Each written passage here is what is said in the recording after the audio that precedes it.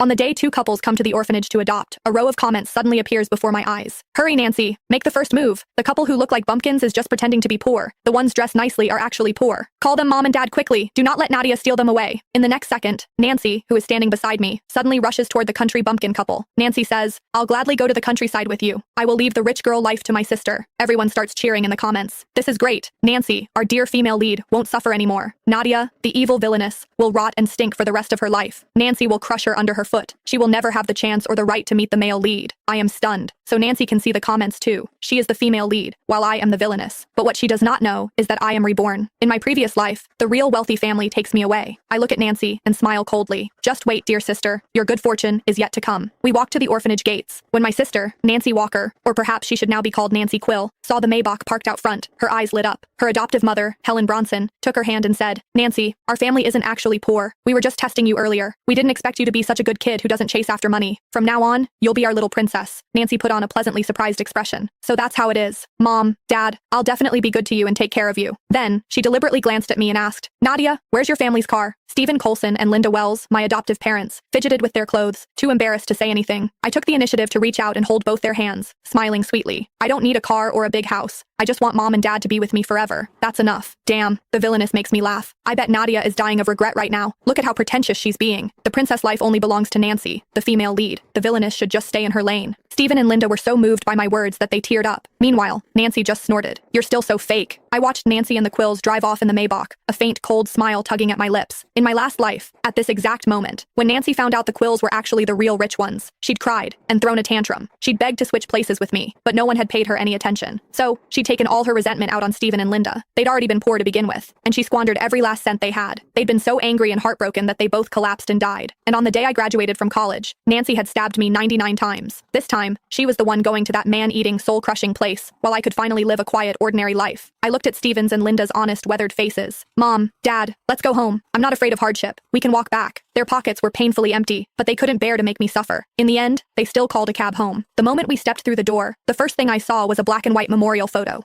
Stephen and Linda immediately stepped in front of me to shield my view, gently comforting me. Nadia, don't be scared. This is your older brother. He passed away many years ago. I smiled and shook my head. I'm not scared. I knew they'd lost their son in middle age and had only then decided to adopt a daughter. They patted my head, deeply moved. You're a wonderful child. Don't worry. Even if we're poor, we'll never let you go without. She'll never make anything of herself. Not when she's living in a dump like this. Nancy's bedroom and bathroom are both bigger than this whole crappy rental. The gap between them is insane. I took the place in with one sweeping glance. It was just a rundown rental apartment, but compared to the cold, beautiful prison that was the Quill residence, this place felt much cozier. At dinner, Stephen and Linda kept piling meat onto my plate.